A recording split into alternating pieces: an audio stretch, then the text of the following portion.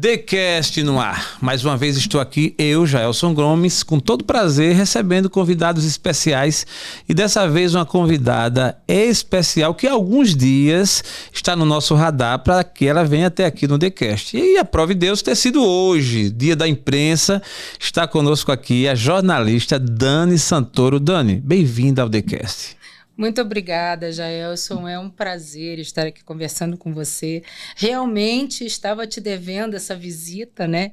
E que veio muito bem a calhar no dia da imprensa. Né? Incrível, eu não tinha nem percebido, para ser sério, a gente marcou e tal. Quando foi hoje que eu amanheci o dia e já estava no nosso script alguma coisa sobre a imprensa e viu, caramba, que bom. Logo hoje, né? Tive a oportunidade de conhecer a Dani aqui em Maceió, né? Num dos eventos. Aliás, virtualmente a gente já se conhecia, né? Sim. Porque o virtual tem essa vantagem. É, né? Verdade. E agora, pessoalmente, nesse momento aqui, registrando, vamos para a história, né? Registrada aqui no TheCast. Mas, Dani, vamos ao que interessa. Você hoje, jornalista, né? Já há algum tempo.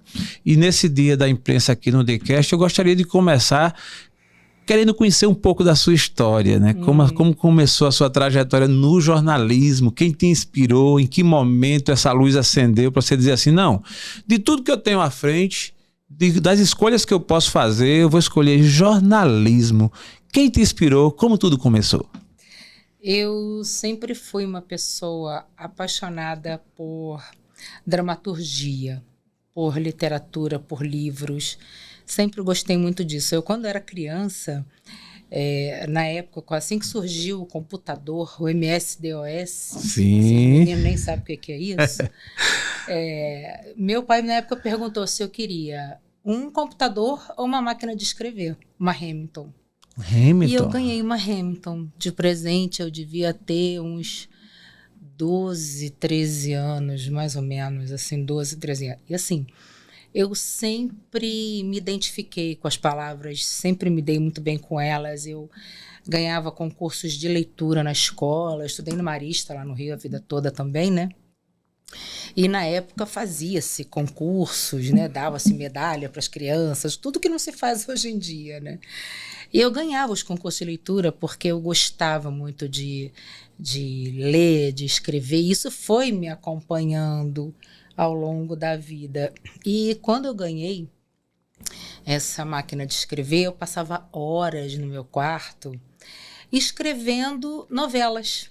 Caramba, que massa. Eu até hoje tenho eram folhas de caderno mesmo que eu pegava e datilografava. Então tinha páginas e páginas, materiais incríveis de histórias que eu contava. E eu sou apaixonada por novela, eu adoro uma novela. Que massa. Nossa, eu amo novela. Que massa. Eu vou só fazendo um registro, né? Dentro dessa linha do que você falou, em 83, eu ganhei também do meu pai uma máquina de datilografar, uma Olivetti, no meu caso, uma pequena assim, que foi o meu marco. E hoje, ainda hoje, na minha casa, um dos decorativos, né? Essa máquina, eu tenho um carinho enorme. E quando você falou aí, chega a me ver assim a mente, né?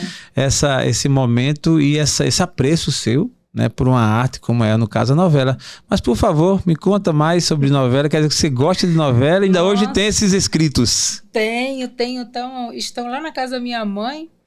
E eu até tenho que buscá-los, porque minha mãe guardou, né? Sim. E antes de eu ganhar a máquina de escrever, eu escrevia à mão mesmo. Então, eu tinha caderninhos, assim, que eu escrevia várias histórias, e até mais novas, que eu tinha uns 10 anos de idade, mais ou menos. E a minha mãe guardava, né, aquilo tudo e falava para as pessoas com o maior orgulho, e aquilo me deixava morrendo de vergonha.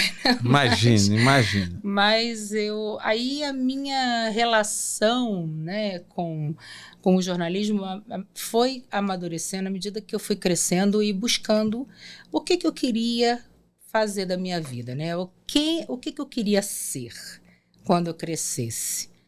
Então, eu queria ser escritora. Certo. Eu queria ser Tem a atriz, ver com jornalismo. Né? Eu queria ser atriz, eu cheguei a fazer teatro no Rio.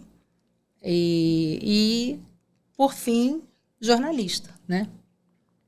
Então, quando fui fazer vestibular, eu não tive dúvidas, assim. Eu tinha que fazer algo que fosse relacionado à contação de histórias. Boa. E no jornalismo você conta histórias todos os dias, né? E algumas nem tão boas, né? Sim. Nem tão agradáveis, mas você conta histórias todos os dias. E aquilo me fascinou. E à medida que eu fui estudando, né? Na faculdade, que você vai aprendendo as técnicas de comunicação, você vai se apaixonando cada vez mais, né? No meu caso, por exemplo. E aí, assim, essa parte de criar histórias, de escrever e tudo, eu deixei um pouco. Mas não por falta de vontade, mas por falta de tempo. Porque tinha que a pessoa começa a trabalhar, estudar, né? Trabalhava e estudava ao mesmo tempo e sem tempo para parar, para fazer isso. Mas é um projeto pessoal que eu tenho, né? De lançar. Essa chama ainda continua acesa. Sim, super, super. Inclusive tem um livro chamado Palavra de Roteirista, que eu comprei outro dia para ler, né? Que eles falam sobre criação de roteiros e tal. Eu achei aquilo fantástico. Ô Dani, e a família nesse caso, nesses momentos seus, né? Pessoal, íntimo, de inspiração, sempre apoiando seus pais, as pessoas que estavam ao seu lado apoiavam esse sonho? Sempre, sempre, né? Lá em casa, meu pai apoiava o sonho que a gente tivesse. Ele só não apoiava o meu sonho de ser atriz, porque meu pai era policial. Opa! Meu pai era delegado de polícia. Delegado de polícia no Rio de Janeiro. No Rio de Janeiro, advogado, delegado de polícia. Você que nos assiste agora, fica sabendo, Dani Santoro, ela é carioca, mas ela está em Maceió há mais de 8 anos, não é isso? Daqui a pouquinho ela vai falar um pouquinho sobre a chegada dela aqui em Alagoas, em Maceió. Mas assim, é uma carioca que mantém logicamente as raízes, mas que se sente muito bem, os olhos delas não deixam mentir em estar aqui em Maceió, não é isso? Ô, Jael, você tem algo que você não sabe. O meu avô, pai de painho, era de Delmiro Gouveia. É mesmo? O destino, a conspiração. Né? Que coisa. Que coisa, Delmiro Meu avô Gouveia. era funcionário da Fábrica da Pedra. Certo. E quando eles abriram uma fábrica de tecidos, né, da indústria têxtil lá no Rio de Janeiro, eles ofereceram a oportunidade para alguns funcionários daqui irem para lá.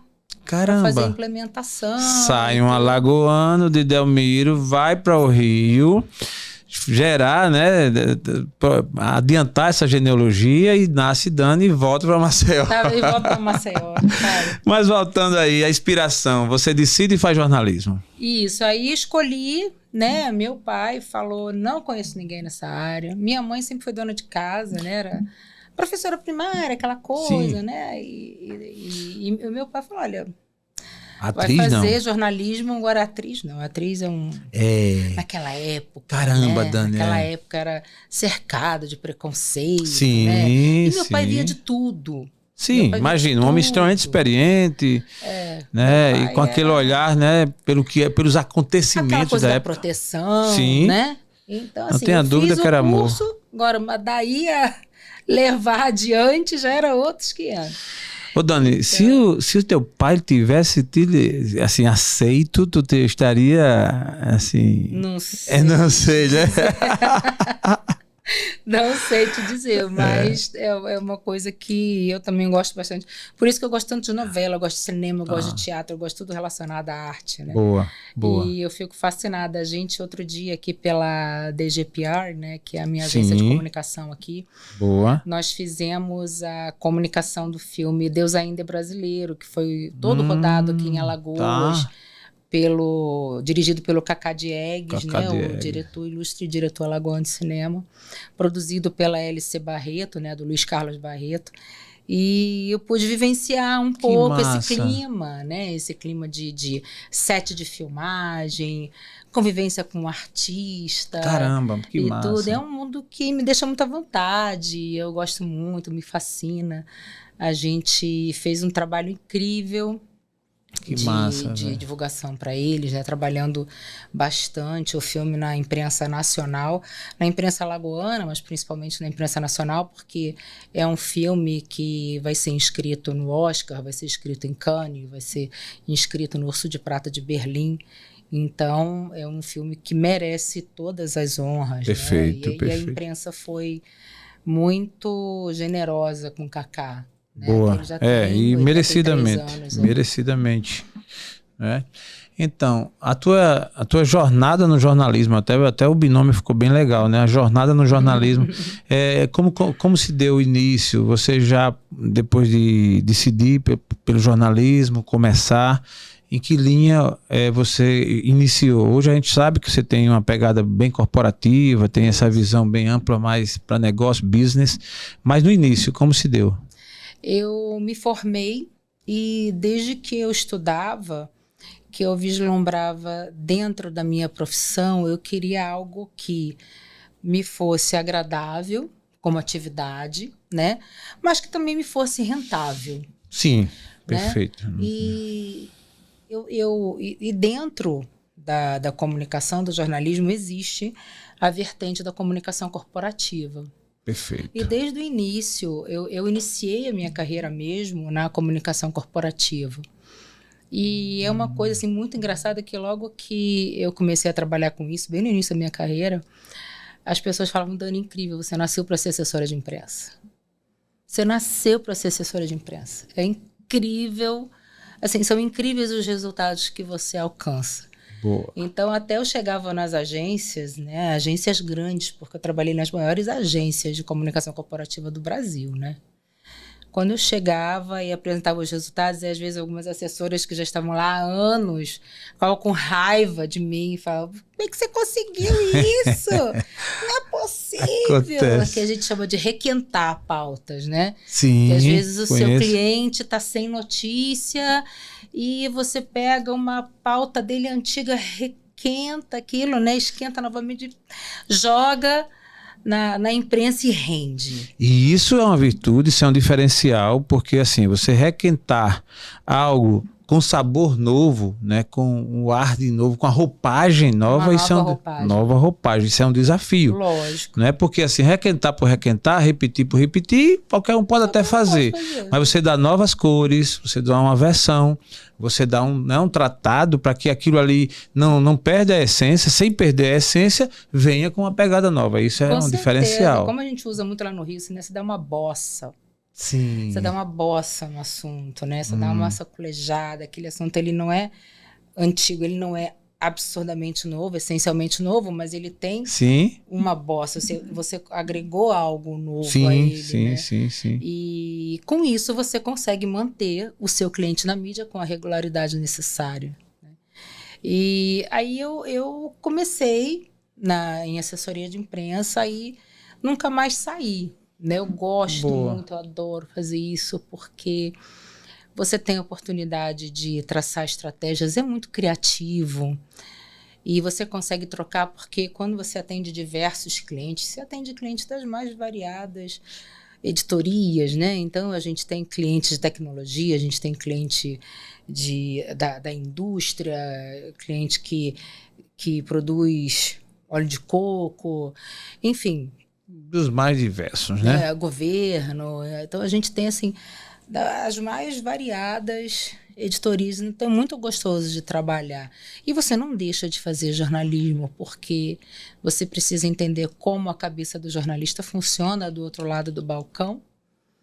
Você precisa entender o que é notícia. E ter essa noção muito clara do que é a notícia.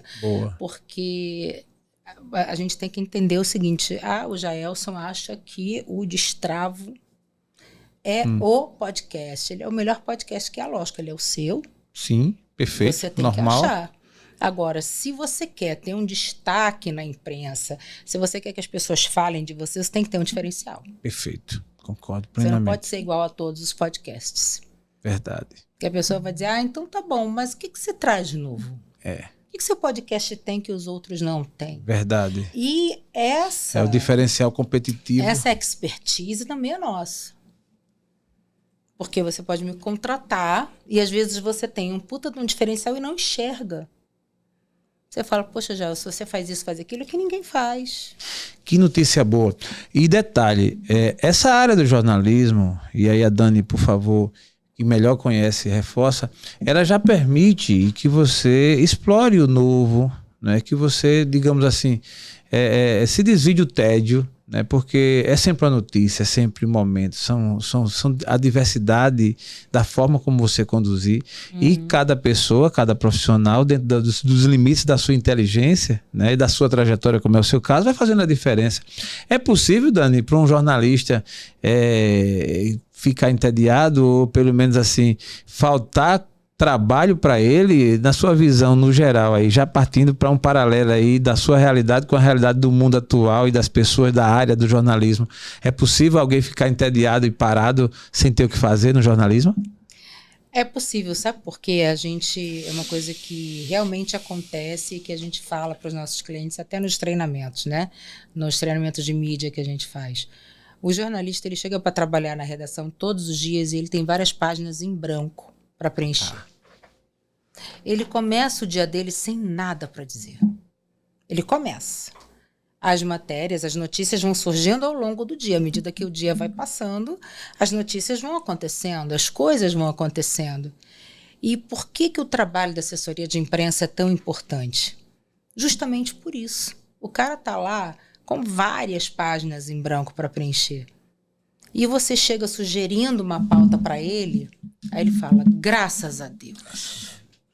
Ele liga para as assessorias de imprensa e fala, vocês não têm nada de bacana para mandar para a gente, não? Ou então ele está pensando numa pauta há dias, há semanas, e procura, você conhece a sua carteira de clientes, aí fala, Dani, me ajuda aí com o seu cliente falando de tal, a gente está fazendo uma matéria, não sei o quê.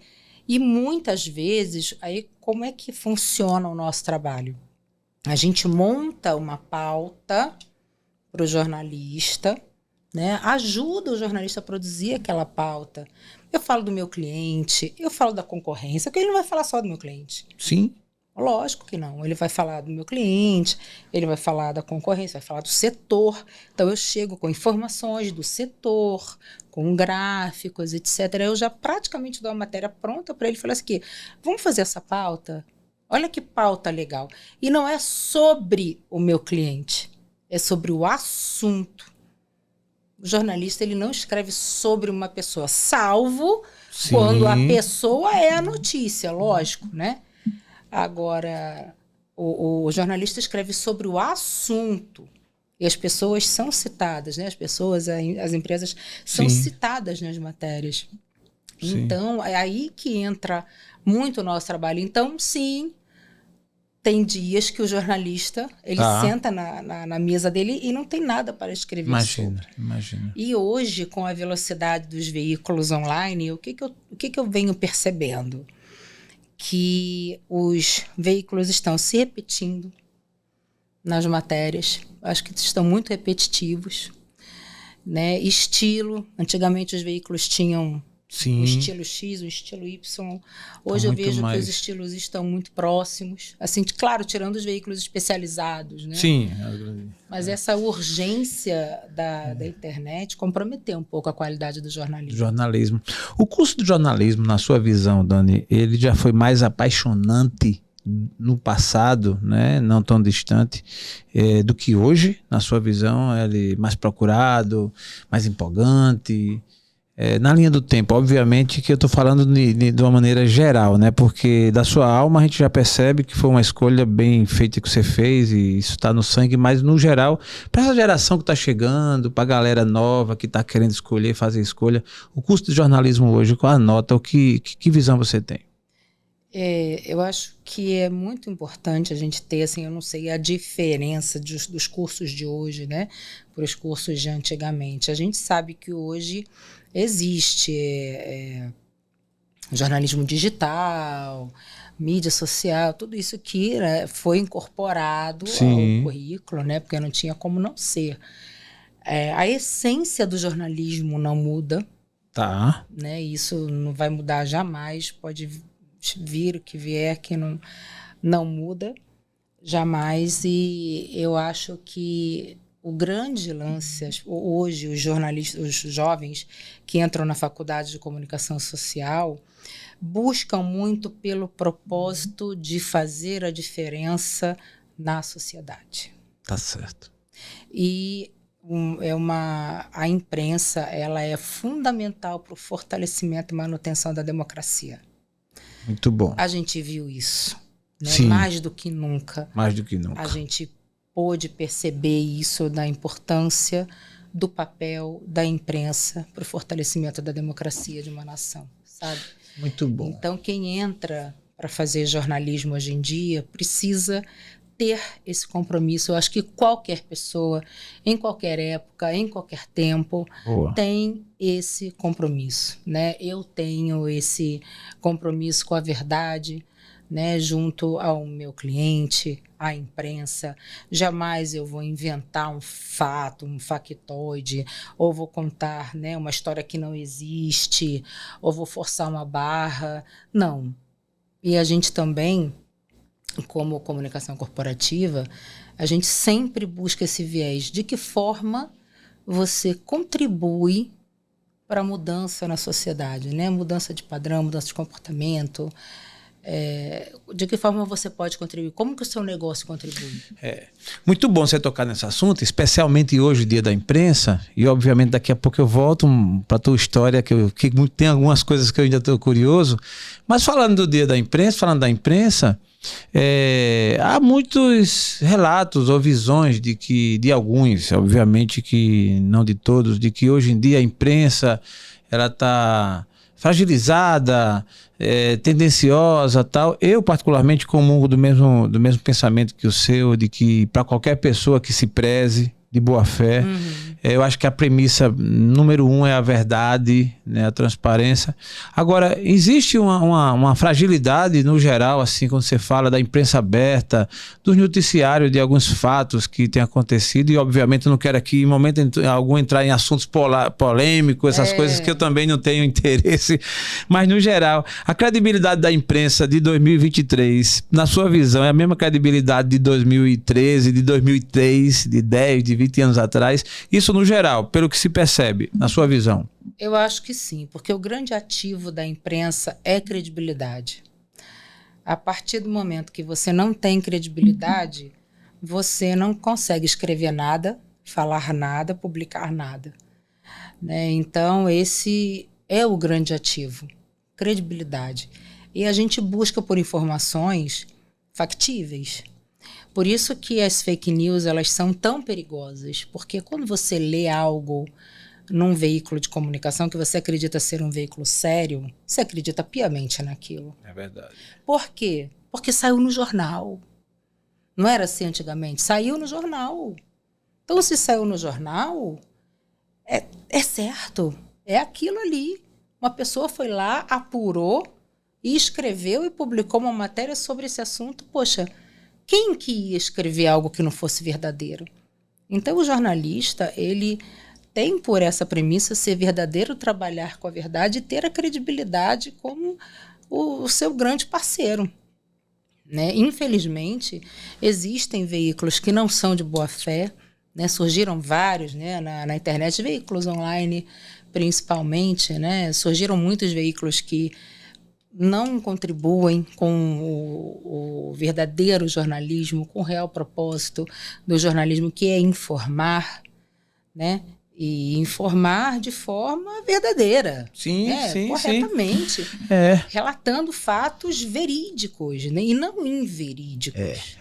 Acho que cada vez mais as pessoas vão começar a ter esse senso crítico de entender o que é fake news, o que não é fake news, no que eu devo acreditar, no que eu não devo acreditar. Eu acho que é um senso que está começando a se criar na sociedade, as pessoas entendendo, e também o mal que as fake news fazem, né, Jairson? Sim, não tenho a menor dúvida.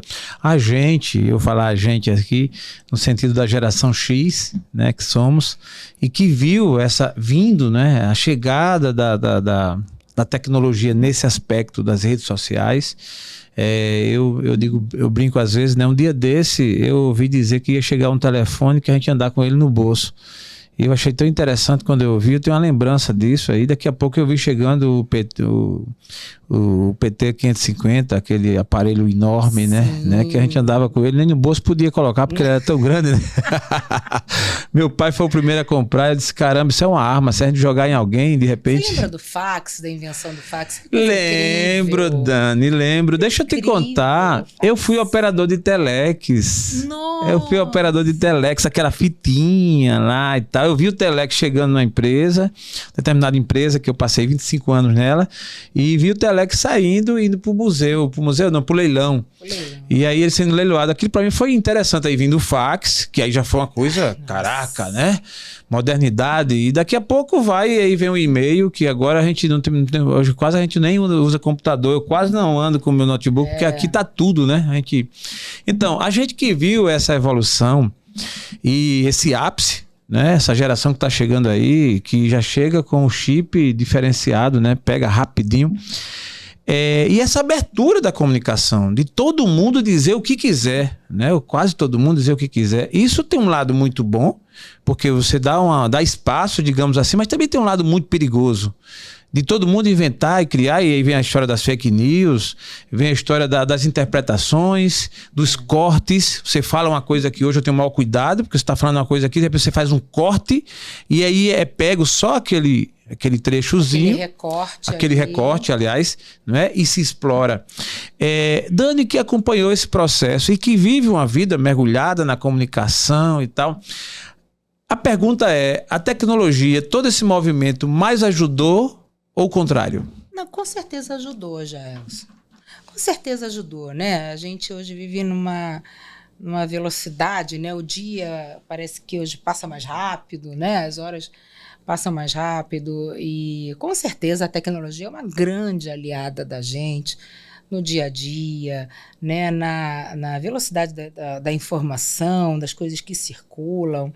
E eu acho isso uma coisa fantástica. Agora, o que eu não gosto, não concordo, e que é uma falsa ideia, essa turma do Bolsonaro aí, que vem defender a liberdade de expressão. Liberdade de expressão, Jaelson, todos nós temos que ter uma premissa da democracia, mas a minha liberdade de expressão não permite que eu te ofenda. Jamais. Não permite que eu te discrimine. Não me deixa proferir palavras preconceituosas. Sim. Ou de baixo calão.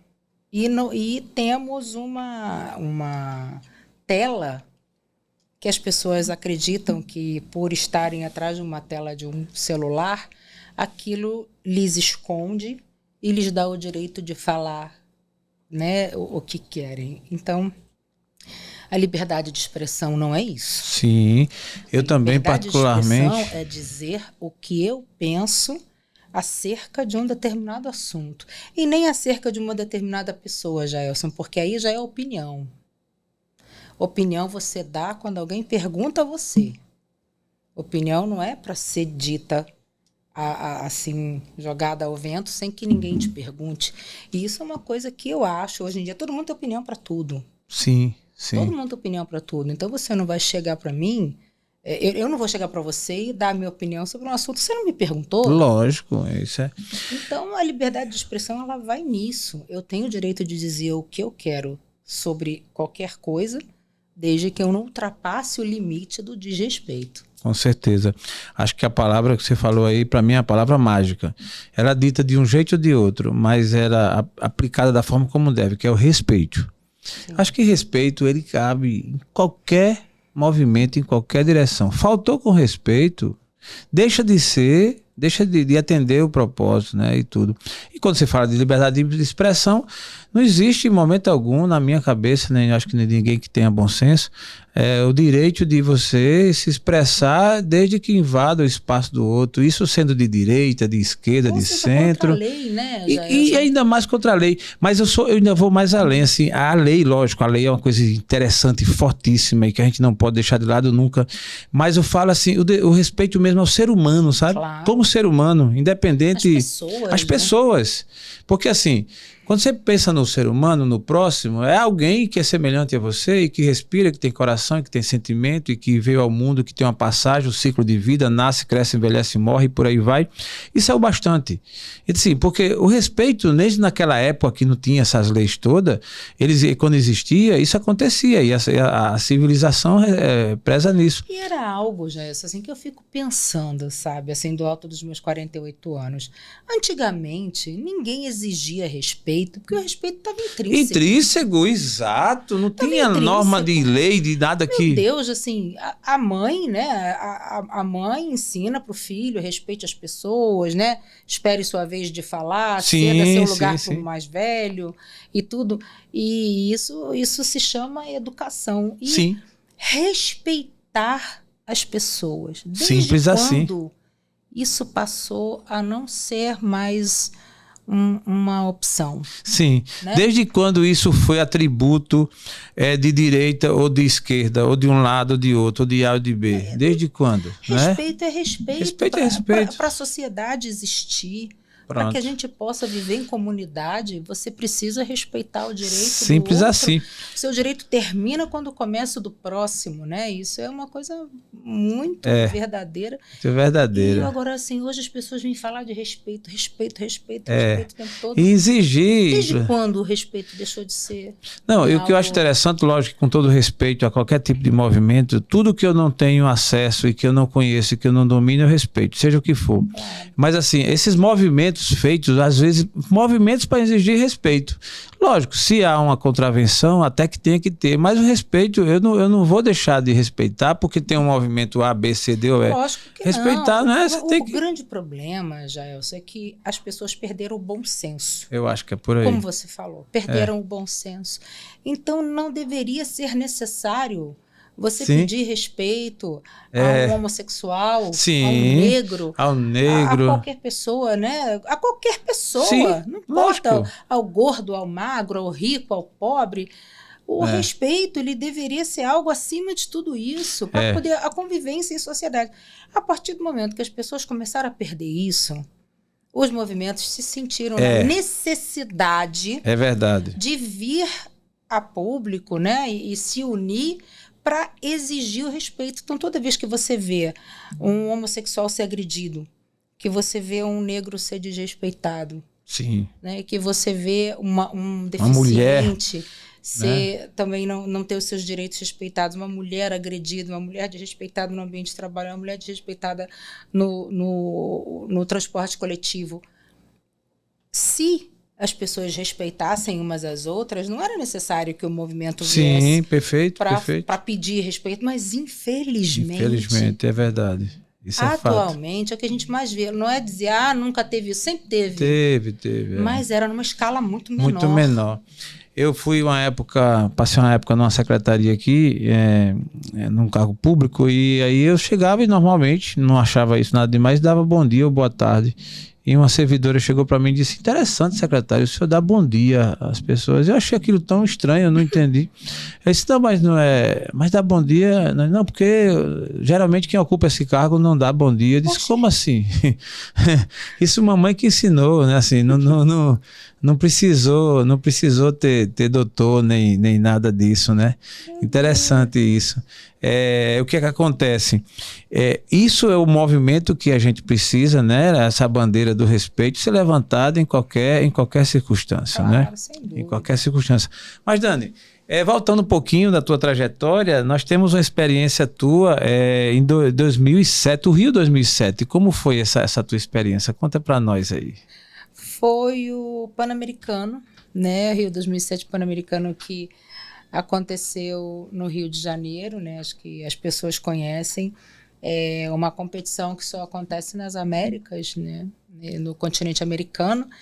E o Rio sediou os Jogos Pan-Americanos de 2007, né?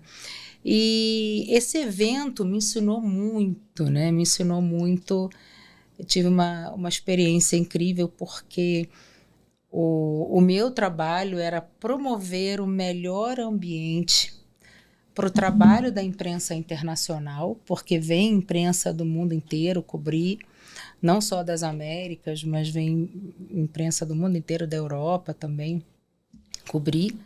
E o meu trabalho era justamente promover esse ambiente, né, para que a imprensa pudesse realizar o seu trabalho e fazer a cobertura do evento da melhor maneira possível. Então, eu tive que organizar, né, no meu caso, né, são várias instalações esportivas, né, são vários os esportes. No meu caso, foi o tênis, e eu tinha, na época, 5 quadras, fora a quadra principal, e funcionavam concomitantemente, né, com as competições. E, além disso, a gente precisava fazer coletivas de imprensa periódicas. Então, tinha que ter toda a estrutura lá, né? Então, tinha que ter uma sala de imprensa com acesso à internet, com armários, com café, com isso, com aquilo. E criar fluxos o caminho da imprensa mesmo dentro da instalação, porque a gente não podia juntar os públicos. A gente não podia deixar com que a imprensa cruzasse com o público final, nem cruzasse com o atleta. A gente promovia, sim, entrevistas coletivas com os atletas, com treinadores, etc. Mas a gente tinha que desenhar o fluxo da imprensa dentro da instalação esportiva, porque toda e qualquer notícia que saísse sobre a minha instalação era de minha responsabilidade. Entendi. Grande desafio, né, Dani? Muito, porque você imagina se um jornalista invade um vestiário. Entendi. E, né, amanhã consegue uma notícia ou algo que não é para ser divulgado. Não pode. Ele não pode, ele quer falar com o atleta? Sim. Ele quer falar com o treinador?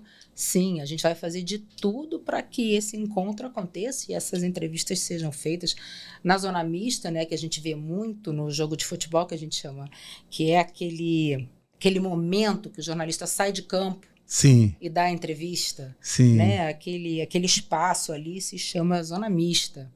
Então, é aquele momento que o jornalista mais adora, porque ele pega a primeira impressão do atleta, sabe? Do que ele achou, como é que... Você estava ali naquela linha, naquela hora, em alguns momentos você esteve? Eu era onipresente, na verdade, porque eu cuidava da tribuna de imprensa, né? Onde que é aquela área exclusiva destinada aos jornalistas que estão cobrindo a competição.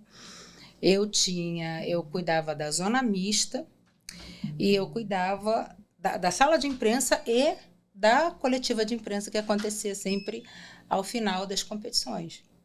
Que massa. Então, foi um trabalho super intenso e eu tive a oportunidade de trabalhar com voluntários. Sim. Eu, na verdade, na minha equipe, eu não tinha muitas pessoas, mas eu trabalhei com muitos voluntários. Eu trabalhei com 500 voluntários, porque é por turno, né? Então, as pessoas se inscreviam para trabalhar no evento, voluntariamente, pela causa do esporte mesmo. Caramba! É muito legal. O trabalho com voluntário é incrível, porque os caras estão ali porque eles querem. É outra energia, eles né? não estão por dinheiro, eles não estão por nada, eles estão pela experiência, pelo propósito do esporte, porque acreditam no esporte, acreditam nas grandes competições. Né? Então, foi incrível o trabalho com voluntários e eu aprendi muito com estrutura de imprensa, aprendi muito no relacionamento com a imprensa internacional, aprendi muito nesse trabalho, né, junto com o voluntariado, que funciona super.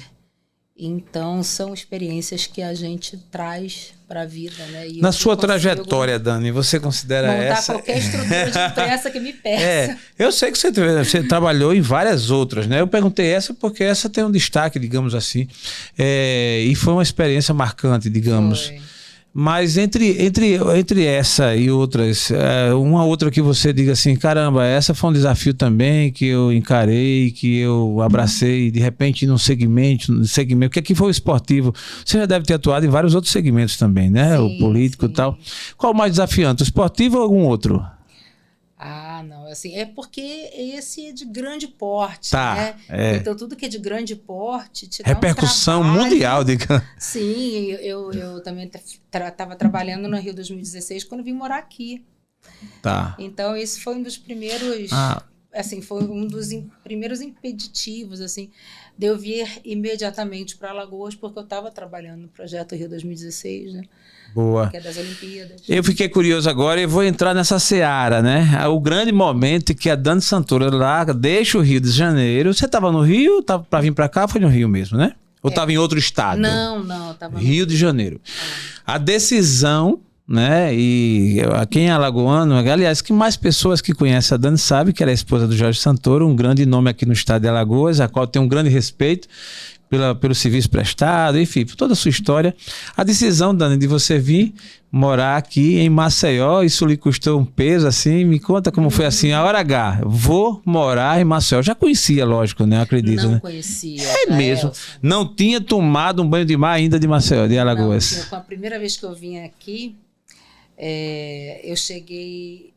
Na verdade, o George se acertou com o Renan Filho, né, com o ex-governador Renan Filho, agora ministro, para trabalhar. Foi no final do ano, na semana entre o Natal e o Réveillon de 2014 para 15, né? Foi quando foi a primeira gestão do Renan Filho.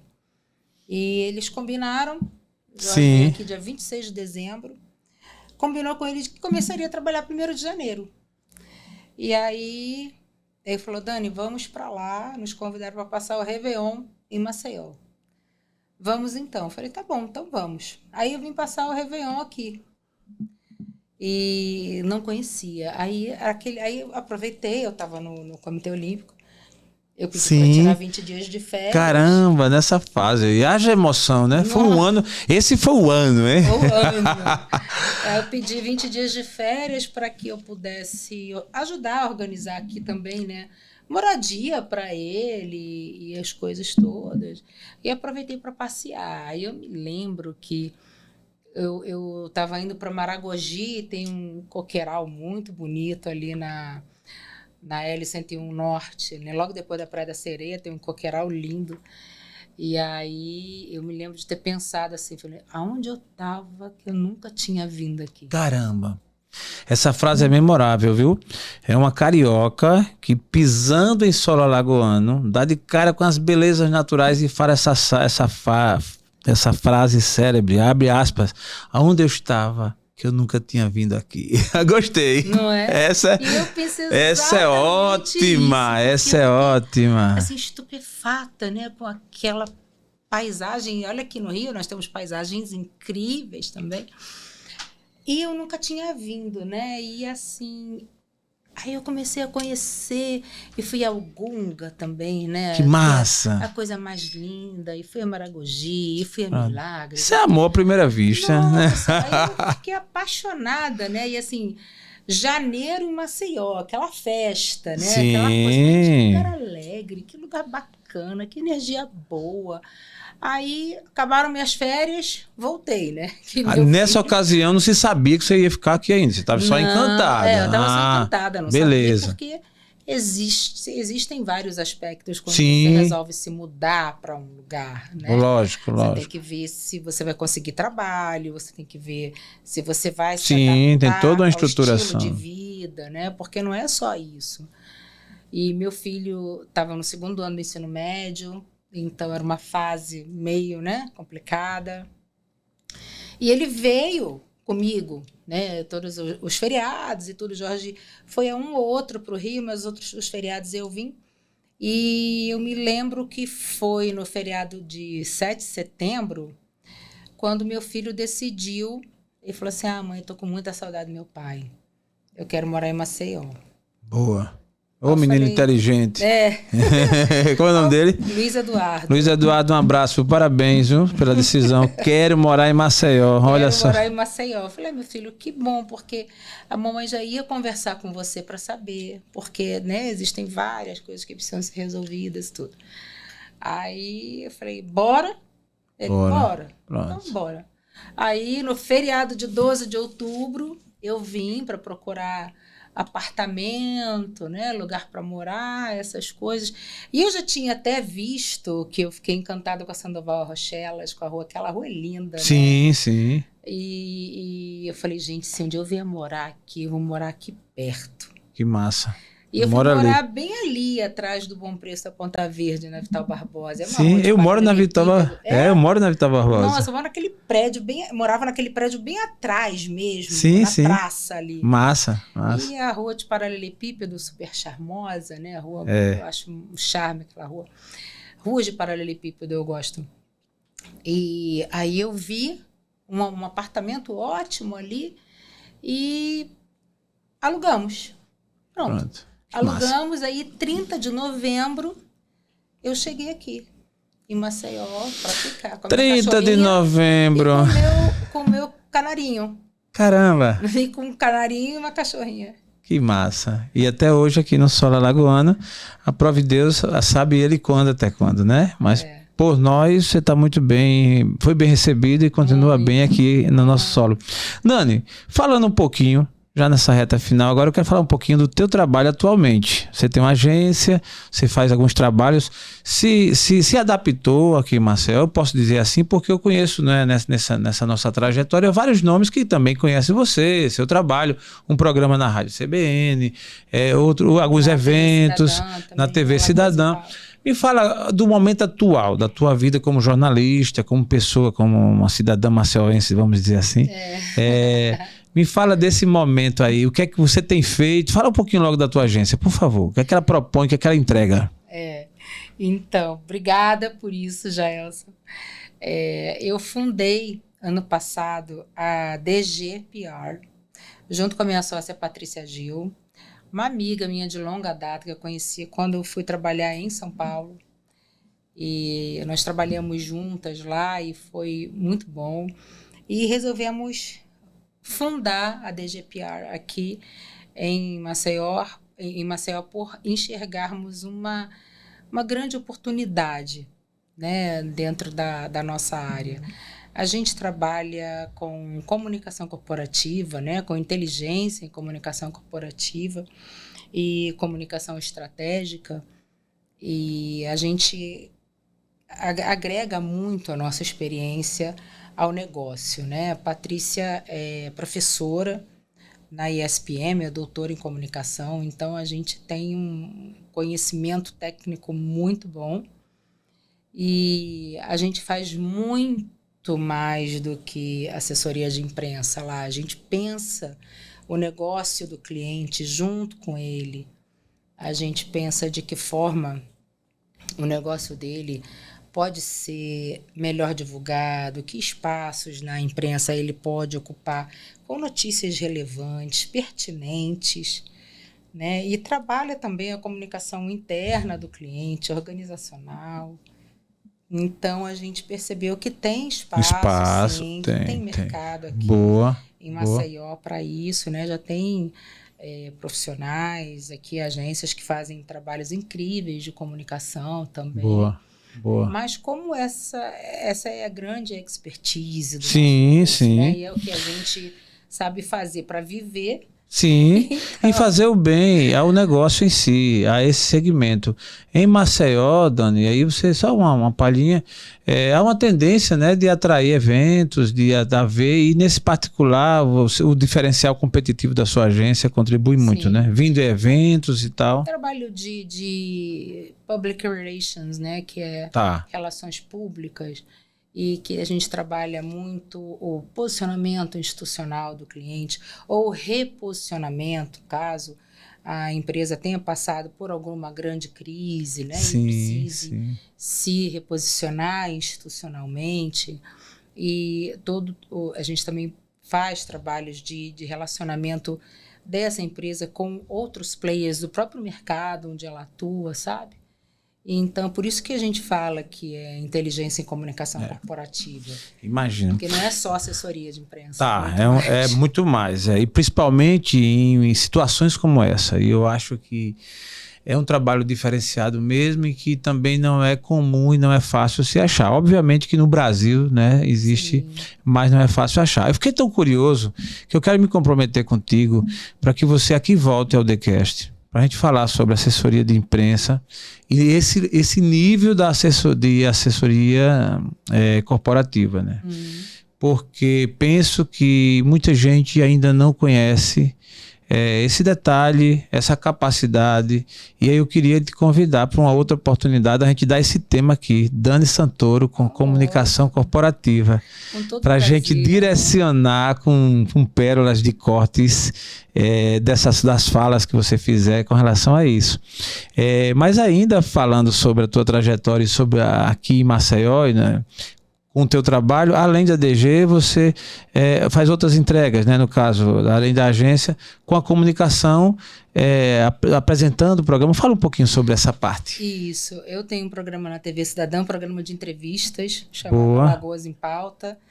Já tem 5 anos que eu tenho esse programa, na CBN também, o Marqueteando Por Aí. Marqueteando Por Aí, eu vi. A gente fala sobre... Gostei da ideia aí, de quem deu esse nome, Marqueteando Por Aí. Vai fazer marketing aí, pra onde passar, pra onde chegar. A gente criou, né, acabou criando uma franquia e eu criei um site chamado Investindo Por Aí. Investindo Por Aí é um jornalismo econômico voltado para o Nordeste, né? É sobre economia nordestina. Que massa, eu vi aquele símbolo lá, um chapeuzinho. Gostei do chapeuzinho. Então, a gente vislumbrou todo esse potencial da economia nordestina. Sabe que o Nordeste está né, Jailson? Sim. O Nordeste vem registrando um crescimento muito bom, significativo, perene, e não é um crescimento assim, tipo... uma ponta na curva, no gráfico, não. É um crescimento sustentável, né? E a gente precisa registrar isso e atrair investimentos para a região. Boa. Então, a gente vem registrando a chegada de muitas fábricas, indústrias, empreendimentos imobiliários, turísticos, enfim, várias coisas. Até agora foi criada também a Film Commission aqui em Maceió, para atrair empresas que queiram rodar seus filmes aqui, as produtoras de cinema, né?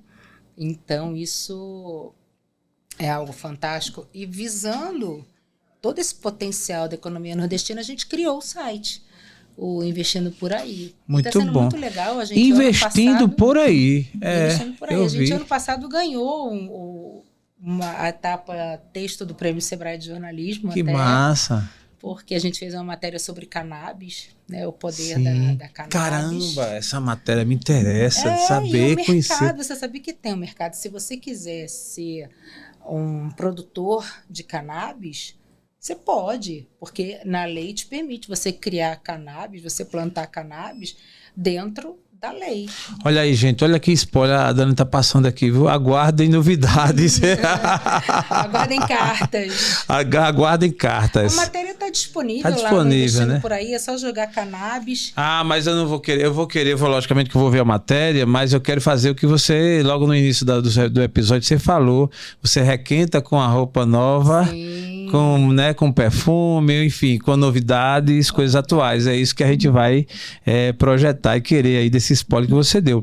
Eu quero, Dani, te agradecer pela sua presença aqui, maravilhosa, pela serenidade, você é muito calma, vai passando, você comunica da maneira como deve ser, que vai dando para a gente ir compreendendo, caminhando pelo cérebro da sua fala, na sua fala. Gostaria de deixar contigo a palavra para você fazer suas considerações, agradecimentos, enfim, falar de repente alguma cereja do bolo que deixou de ser dita. Fica à vontade, por favor. Muito obrigada, Gelson. Foi um prazer imenso vir aqui conversar com você, porque não é comum o assessor de imprensa estar diante do microfone, né? Isso. Normalmente eu estou, às vezes, diante das câmeras, mas como entrevistadora. Sim. Como jornalista, né? E não como a entrevistada. Não, mas até eu tenho uma liberdade de dizer, é que um bate-papo, nossos ouvintes sabem, nossos seguidores, eu tenho um respeito enorme pelo jornalismo, já gravei aqui com várias jornalistas e jornalistas também, e eu sempre brinco, não é uma brincadeira com total fundo de verdade, é um bate-papo, porque a técnica, o conhecimento, a habilidade, a experiência da entrevista em si, quem tem é o jornalista. E eu sou digamos assim, um intruso, no bom sentido da palavra, nesse meio, como curioso. E como tem essa ferramenta, o podcast, então eu trago ela no meu sangue para bater esse papo, conhecer, revelar algumas coisas, inspirar, e termina parecendo até ser, né, essa tipo de entrevista. Mas é um bate-papo, aqui você ficou, né? Lógico, já. Eu sou assim, isso Isso sempre existiu, né? Sempre existiu. Vários entrevistadores, você vê, Jô Soares já era jornalista. E era um entrevistador brilhante, né? Ele era uma pessoa muito culta. E eu não estou dizendo aqui que as pessoas devam ocupar espaços que são genuinamente, entendi. Né? E dos jornalistas por direito, mas Sim. É que isso não invalida o seu trabalho, é que Boa. você está abrindo espaços para que as pessoas venham aqui falar de si, compartilhar a trajetória, inspirar outras pessoas. Isso, que é o nosso objetivo. Né? Porque às vezes a pessoa está assistindo, por exemplo, assiste a minha entrevista e se pergunta assim, poxa, eu queria tanto fazer jornalismo, será? Sim. Será que é isso que eu realmente quero, né? Ou então as pessoas podem se perguntar isso e vão ouvir tudo Lógico. que eu falei e vão avaliar e vão ver se, poxa, não, então eu vou por aí. Então eu falo assim, não. Exato. Não é isso que eu quero. O bom é que essa sinceridade, essa transparência, né, essa leveza da nossa apresentação, sempre eu procuro ir por esse caminho, que é para dar essa liberdade mesmo de quem assiste. Sim, e grandes conversas, né? As conversas, elas não precisam ser precedidas de cargo, de profissões, né? Boa. As conversas existem e elas estão aqui justamente para inspirar pessoas e compartilhar trajetórias, como eu falei. Mas é muito legal quando eu tenho a oportunidade de vir aqui contar a minha história para as pessoas. Algumas pessoas sabem, outras pessoas não sabem. Eu vou usar e fazer a minha última abordagem. Se a Dani Santoro fosse escolher de novo na vida fazer um curso, escolheria jornalismo novamente? Com certeza. Gostei. Com certeza. Ela não olhou de lado, com certeza. Não, muito bom, muito bom.